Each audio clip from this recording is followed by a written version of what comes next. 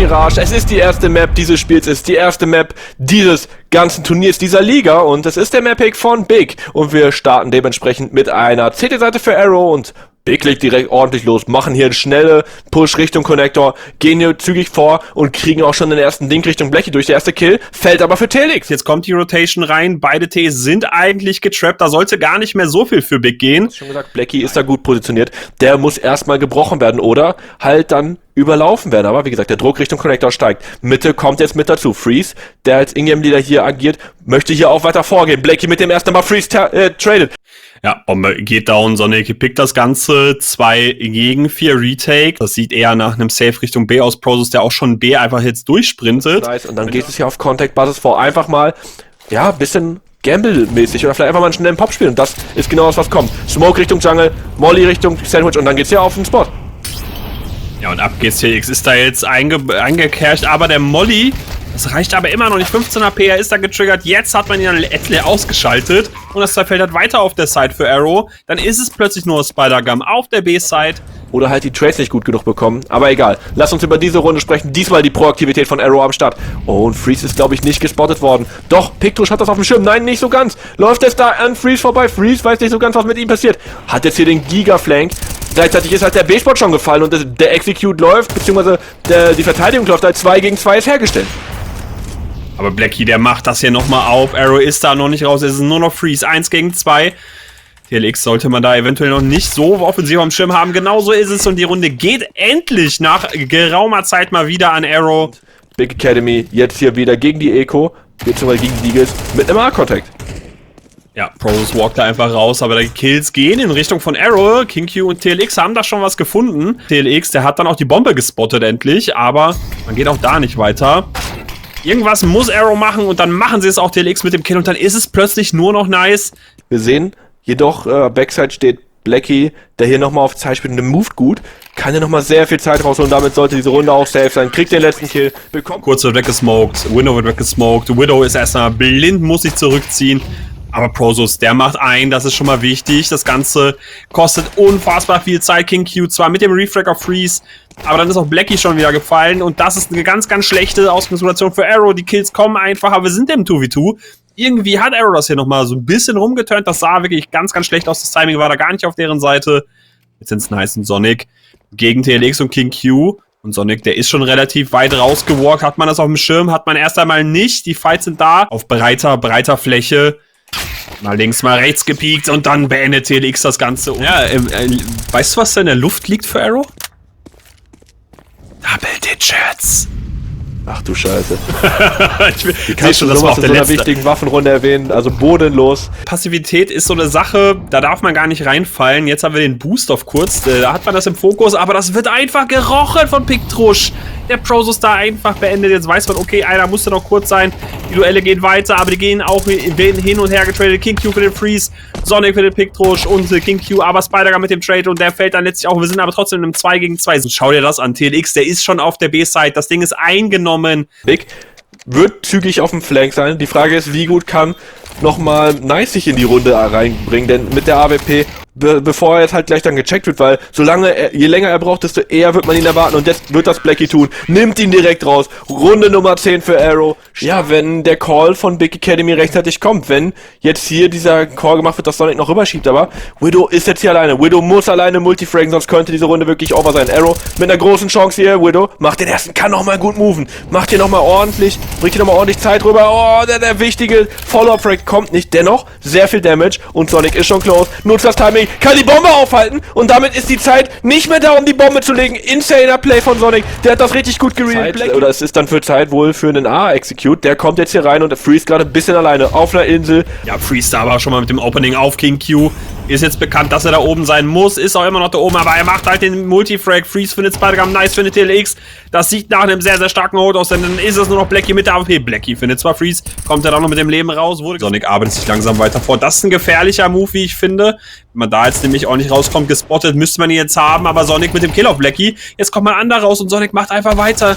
Ist immer noch ein bisschen getrappt, TLX mit dem Refrag, aber wird auch rausgenommen und dann sind es noch King Q und Pictrush. Dann, Entschuldigung, ist es nur noch King Q, Pictrush auch gefallen. Ja, und Freeze, der steht ja auf einer guten Posi, um diesen Frag dann aufzusammeln und dann mal gucken, vielleicht kriegen sie aber die Bombe gelegt, dann ist das, was wir gerade beredet haben, eher Makulatur. Und wir sehen, ja, Widow spottet das, droppt die Smoke, hat direkt die Rotation da, nice. Mit einem wichtigen Frag jetzt mal, auch für die Confidence seinerseits. Als Orpa gerade ein richtig schwieriges Game. Hittet jetzt auch den nächsten Shot nicht. Widow wird rausgenommen und das ist jetzt das Potenzial, für zumindest mal die Bombe zu legen. Aber wir sehen, die Rotation ist da, Sonic kommt schon rein, macht hier den ersten in Kombination mit Nice, wird dann aber rausgenommen. Prosus muss sich jetzt auch aktivieren, nimmt den nächsten raus. Und dann ist es nur noch Spider-Gam, der hier den ersten aufsammelt. Muss das 1 gegen 3 alleine lösen. 2 Spieler, die vor ihm stehen. Oh, das Timing gerade bei Nice, der nur die USP in der Hand hat, wird rausgenommen von Spider-Gam und er macht auch den nächsten! Das erste dicke Play dieses Season, das 1 gegen 3. Spider-Gam mit einem wichtigen Klatsch und er reibt es den Big-Spielern unter die Nase. Machen 2 Runden, trennen sie von der Overtime und dann hätten wir hier auf Map Nummer 1 schon mal direkt ein richtig spannendes Game hier. Wir sehen, Mitte erstmal eingenommen von Arrow und jetzt geht's Richtung Window Boost. Okay, nevermind, nicht Richtung Window Boost, er springt einfach aus dem Window raus, Piktrosch macht aber 3 richtig dicke Frags, ist auf einmal zum Starspieler geworden, was passiert hier? Nur noch Nice, trennt jetzt hier gerade Arrow von Map Nummer 1 hier auf des Gegners Map-Pick. Big Academy richtig am struggeln, aber nice. Okay, hat nochmal Bock. Ja, dann richtig gut gemacht. Die Chance ist noch da. Natürlich AWP, er kann sich eigentlich nicht, eine Fehlentscheidung kann er sich nicht erlauben, genauso wie das jetzt. Jetzt kommt der Mollo, jetzt ist klar, dass er da nicht mehr reinkommt. Aber er wird gelegt, 1 gegen 3, kommt er da nochmal raus, kriegt er nochmal die Situation. E-Box steht Piktrosch. Das ist die erste Hürde beim Rausjumpen oder ist es eher Bench? Nein, es bleibt Piktrosch. Piktrosch ist die erste Hürde und wird genommen. Nice, misst den zweiten Shot. Die Zeit ist ein Problem, aber das kann immer noch werden. Kit hat er nicht. Er muss jetzt schnell für die Fights gehen, aber nicht schnell genug, denn die Runde geht an Arrow.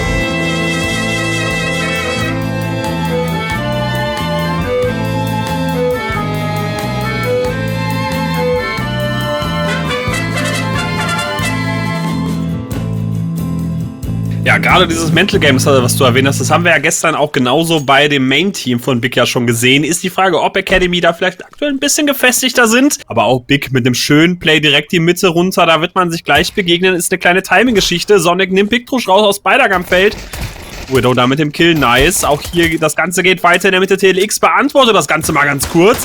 Der Kill rausgenommen. King Q, der letzte Mann, Last Man Standing. Findet den Kill auch noch gegen Prosus. Macht weiter, King Q hat dann aber keine Chance, wird von beiden Seiten gepickt und die erste Piste in diesem Matchup für Big.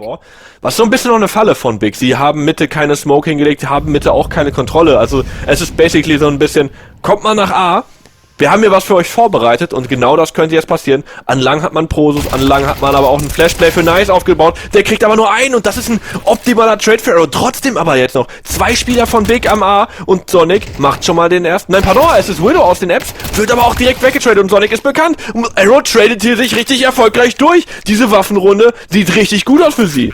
Das wird dann nochmal ganz, ganz schwierig. Ob er Spider-Gam da hier schnell rausriechen kann er nicht. Das wird ein langer Fight und Spider-Gam holt die Runde.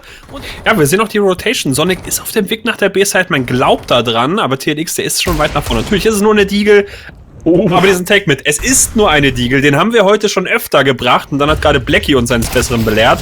Prosus zieht jetzt mit der Flash rum. Piktrosch findet den Kill, aber Freeze schon wieder mit einem Multifrag. Spider-Gam und Piktrosch rausgenommen. Um Games zu gewinnen, brauchst du Multifrags und die kriegt Freeze hier gerade am laufenden Band hin. Trotzdem, wichtige Runde jetzt immer noch für Big. Sie müssen jetzt hier am A-Spot ready sein für den Pop. Und Nice, ja, der verschießt den ersten Shot. Aber guck dir das an! Multifragment Freeze kommt wieder in die Runde. Ja, da kommt nochmal eine dicke Deagle-Schelle von TLX und eine zweite auch dazu. Aber dann ist die Runde da. Kein Problem, dafür sind wir noch zu zweit. Ja, ich werde einfach gemeinsam stark.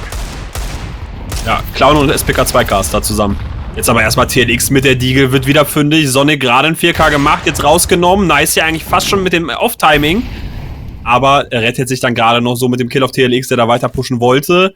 Big wird hier einmal über die Map gejagt und jetzt geht es doch Richtung A. Der B-Fake geht komplett auf, den Spider-Gam hier spielen kann. Und der A-Spot ist erstmal relativ fragil, denn ja, Widow fällt, aber Freeze schnell reinrotiert, aber der muss aufpassen. Von hinten kommt jetzt gleich der Push. Piktrosch guckt ihn an, Piktrosch schießt, aber Piktrosch schießt und Freeze kriegt einen, aber kann sich da nicht rechtzeitig entscheiden, welcher der Spieler der nächste ist. Die Bombe wird gelegt. 2 gegen 2 für Big Academy. Der Retake wird schwer, denn die A-Side ist schwierig einzunehmen. King Q 2 Flashes. Aber Nice, der walkt da einfach auf den Spot, kommt da sogar relativ undetected durch, aber Blackie dann mit dem Kill und dann sollte Prosus das eigentlich saven. Und Big da mit dem Riecher für die richtige Side. Jetzt kommt die Utility, die Moto-Smoke landet. Mollo ist auch da. TLX macht keine. TLX macht einfach keinen. Nice Fail, macht den Kill. Und Widow macht den Kill. Und dann ist die Ass halt gefallen. Und dann ist es Freeze, der schon relativ weit vorne steht. Confidence hat man auf jeden Fall getankt. Nach so einer ersten Halbzeit Piktusch rausgenommen. Auf Freeze-Seite, nachdem Mirage ja ein bisschen langsam angefangen hat, macht er hier einfach weiter, holt er auch noch den nächsten, holt er nicht. King Q zumindest mal mit dem Frag. Aber die Pistol Nummer 2 auf Inferno wird an Big gehen. Ja, das auf jeden Fall. Also gerade Inferno lädt ja eben zu diesen Close-Quarter-Fights ein und da sind die MPs einfach richtig stark. Das kann immer schnell wehtun. Aber Big, die wollen hier gar nicht großartig langsam spielen. Gehen ja relativ bei Prosos durch die Smoke. Wird aber gespottet, Blackie und Spider-Gun mit den Kills. Und das ist wieder eine gefährliche Sache. Das Setup ist, ja, ganz solide eigentlich. An lang hat man so ein bisschen eine Trap. Da läuft Big jetzt erstmal rein. Also wenn man da jetzt gleich rechtzeitig piekt und gut swingt, dann könnte das entscheidend sein. Aber nice, mit einem ersten guten Shot. Aber King Q macht da mit der MP 2 starke Frags gegen. Die Trap geht auf und Arrow kann sich hier tatsächlich scheinbar den Force sichern, es sei denn, Freeze hat nochmal eine gute Runde am Start, er kommt jetzt CT durch, kann Piktusch überraschen, hat aber die Bombe eben nicht und damit, ja, wird das wirklich super schwierig. Raus, aber die Chancen sind für Arrow auf jeden Fall da, die Fights gehen jetzt aber los, nice, holt Spider-Gun, Piktusch mit dem Refrag, holt auch noch den nächsten, und dann ist es nur noch Freeze an Newbox alleine, ist jetzt gespottet, macht den Kill, wichtiger Kill hier von Freeze, zieht raus, aber Piktusch brilliert, Piktusch macht den nächsten Kill, 5. Runde Arrow. Wird genadet, Blackie mit WB close, ist aber erst einmal, glaube ich, blind. TLX wird gefunden, King Q wird gefunden, Okay. Dragon wird gefunden, Aside ist gefallen. Das wäre auf jeden Fall so ein bisschen ein Nackenbrecher für das Game, weil damit wäre Arrow dann auf jeden Fall raus. Oder auf jeden Fall erheblich rausgenommen und dann legt auf jeden Fall schon mal gut los. Die HEs sorgen für den ersten Kill, aber Piktusch möchte noch weiter am Leben bleiben mit Arrow. Macht hier den nächsten Frag, kann es nochmal ausgleichen, hat hier den Support, Kill sein können. Den macht aber TLX auf der anderen Seite, wird dann gerefragt von Widow. Die A-Seite ist offen wie ein Scheunentor, weil Widow 2 dicke Headshots setzt. Die Bombe muss aber erst drüber schieben und das kann jetzt nochmal ein paar Sekunden rausholen. Da kommt nochmal eine Resmoke Richtung Moto. Der Mollo holt da die Zeit, aber Nice wird einfach durch die Smoke gefunden. Und dann ist es ein 1 gegen 2 Widow. Hat ja schon 2 richtig dicke Dinger auf der A-Side gemacht. Und muss jetzt noch 2 dicke Dinger finden, um hier für Big auf 12 zu stellen. Macht er aber nicht, Spider-Gun mit dem Timing. Und ja, das definitiv. Man hat aber die AK auf Sonic verloren. Die ist jetzt erst recovered worden durch Nice. Man hat noch Smokes, man kann ja alles rausheaten, was man hat. Jetzt kommt der Mollo Richtung Dark Force, da auch hier einen Nice raus. Aber Widow mit dem Kill.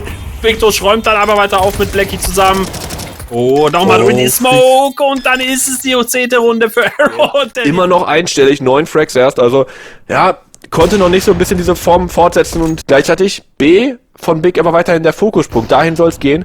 Prosus schleicht sich hier vor, aber das hat man auf dem Schirm. Banks durch die Smoke sind erstmal ein Trade, ja, beziehungsweise ein Vorteil hier, weil auf der anderen Seite fällt Widow und dann ist der Kill auch offside, da die B-Side ist gefallen.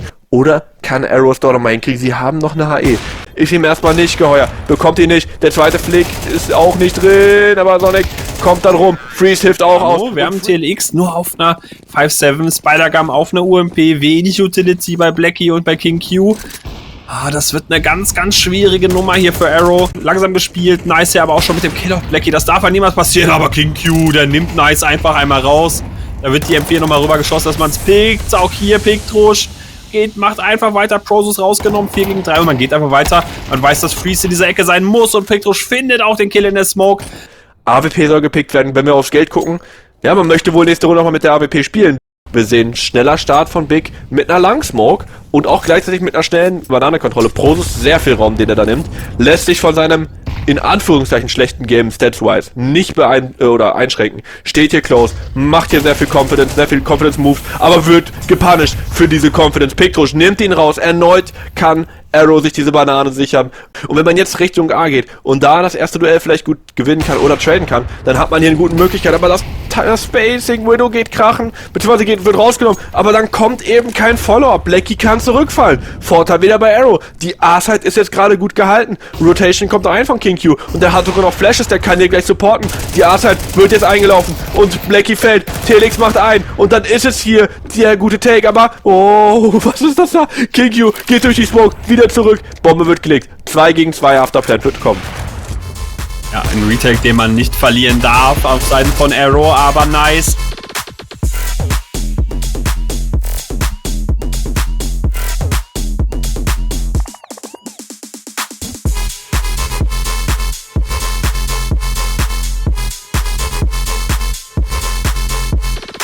wo wir jetzt auch schon reinspringen, schon gesagt, der Big Academy hat man da ein bisschen mehr gesehen. Bei Arrow ist das ein bisschen länger her. Wir sehen jetzt hier auf jeden direkt ein schnelles Langplay von Sonic. Der geht jetzt hier für Fight. Das dauert eigentlich viel zu lange. Er hat gar keinen Support, wird auch jetzt von hinten geholt. Blackie mit dem Kill. Aber es soll dann jetzt erstmal auf A gehen, denn da soll Big gestresst werden. Ja, sie gehen hier schön vor, kriegen den Raum und Arrow macht in Person von Blackie hier einen guten Frag, aber die Flashes sind sehr stark. Oder halt auch eben nicht. Boah, sehr stark von... Was passiert da? 3K von Widow. Diese Möglichkeit vielleicht nutzt. Und wir sehen, diese Runde, sehr viel Aggression von Big erstmal, aber ein Mann verloren. Prosus kann aber zumindest mal den Vorteil wieder ausgleichen oder das negieren. Geht aber weiter vor, Blackie. Probiert er da zu timen. Blackie hat das nicht auf dem Schirm. Prosus flankt, nimmt ihn raus. Er ist ein Risiko eingegangen. Er denkt halt, dass die AK da nicht einfach weiter pushen wird, sondern er zurückfällt im klassischen Move. Und jetzt ist es dann eben Arrow, die gefordert sind im Connector. Und dann ist hier auch der erste Kill von Freeze, der aber reinkommt. Dann ist es nur noch Big Trosch alleine, aber der auf Big zur B-Side. Wenn er die Bombe plantet, ist das natürlich auch nochmal sehr, sehr wichtig. Kriegt er aber nicht hin. Also, man kommt nicht mal auf den Spot und das ist wirklich Worst Case gerade. Ja, definitiv. Und da geht das auch weiter. Sonic mit dem Opening. Connector wartet. Prosus, der ist weiter in der Gefahr. Widow zieht raus. Widow macht einen. Wird auch One für One getradet. Und die gehen hier einfach weiter. Wie confident ist Big denn gerade, bitte? Die Confidence wird sich hier gerade, oder zahlt sich hier gerade nicht aus. Denn Freeze ist aber auch schon Half-Life. Jetzt müsste man es zusammenspielen. Arrow probiert sich zu groupen. Nice, verschießt nochmal. Springt dann hoch. Wird rausgenommen. Und wie du sagst, das war gerade einfach ein bisschen overconfident von Big gespielt. Man hat sich das aber auch verdient und man macht da weiter. Sonic weiter aggressiv auf kurz. Boah, das ist eher nicht so. Wenn, wollen wir Richtung B gehen. Und die Bombe ist auch schon down. Die Bombe ist down. Spider-Cup, was ist das? Oh, aber der Flank jetzt nochmal, das Repositioning von Telix könnte nochmal ein Gamechanger sein. Prosus hat das nicht auf dem Schirm, wird rausgenommen. Und damit öffnet sich hier nochmal ein Fenster für Arrow. Wollen jetzt hier auf die Side gehen, aber hier sind alle drei Big-Spieler halt eben schon da. Und dann wird das schwer, das zu brechen mit einer Mac-10. Aber die Mac-10 ist zu stark. Aber die USP von Nice trifft die Shots nicht. Oh, das ist overconfident. Smoke kommt raus. Aber der Push von Arrow soll ihn rausnehmen, Flash-Sit. Und dann ist es schwierig für Prosus da was zu holen. Die müssen sich noch weit strecken. 9:2 steht es gerade und es soll B werden. Da wartet nur Widow. Er steht auch 11:4. Mollo ist da, wird das Ganze nochmal slowen, er wird blind sein. Rotation kommt und er holt sogar noch den Fight, darf hier sogar noch einen Kill machen. Aber TLX mit dem Refrag, B-Side offen, nice, aber mit dem Kill. Ja, wichtig, dass da eben so viel Zeit rausgeholt werden konnte von Widow. Aber jetzt kommt es nicht darauf an, wie viel Zeit man rausholt, sondern auf das 1 gegen 1. Die beiden Orpa untereinander. Blackie aber an der AK, kann den ersten Damage setzen. Nice, hofft hier irgendwie mit einem schnellen Shot den Kill zu setzen, aber 6 HP gegen Blackie, der hier einfach den Angle hält. Er hofft, dass man den Shot kriegt und den Shot kriegt er. Ich frage mich nur eine Sache die ganze Zeit. Du hast ja gesagt, ja, Arrow, der Kern, der hat auch viel Overpass gespielt, der hat auch richtig gutes Overpass gespielt. Warum sehe ich davon noch nicht so viel? Das weiß ich auch nicht. Ich bin auch so ein bisschen, negativ überrascht, muss ich sagen. Und, vielleicht drehen sie das jetzt nochmal um, vielleicht ist es ja die CT-Hälfte. Weil wenn ich eins weiß, gepriesen als ein Team, dass, mit dem Core sehr Comeback-heavy ist und guck dir das an, Blackie, der hat Bock und sorgt dafür, dass diese Piste schwierig wird, super schwierig wird. Nice, wird hier schon abgewartet, so wie sie es, so laut wie sind und Sonic, oh, der nimmt sogar noch den ersten Kill raus, Spider-Gum overextended und jetzt weiß man, dass man hier eben pushen kann, weil eben einer rechts Monster ist, aber Widow kriegt den Kill nicht, Flash auf die Side, kommt Sonic mit einem, aber Telix mit einem wichtigen Multifrag kann aber nicht den dritten setzen. Man hat zumindest so ein bisschen Awareness, dass es Richtung Shot hätte gehen können für Freeze und Freeze braucht jetzt das Timing, um zu pieken und das kriegt er nicht. King Q jetzt hier weit vorgepusht auf Party, die Flash kommt, die Flash ist aber nicht gut genug, um King Q zu blenden und auf Piktrosch mit dem Kill auf Freeze.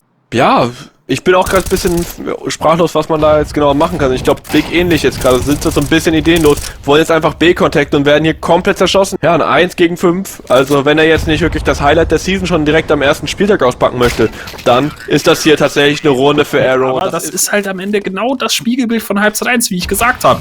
Sie kommen nicht final in diese Endgame der Runden rein. Sie brechen irgendwo auf der Side auseinander. Sobald Arrow damit gegen geht und King Q, der könnte jetzt hier einen richtig dicken Move haben. Freeze müsste sein, durchmarschieren, so ist es. Oh, das Timing da aber nicht auf der Seite von King Q, aber King Q macht trotzdem einen. Findet Prosus, findet er auch noch Freeze, ist erstmal blind. Freeze mit dem Kill, mit dem Refrag.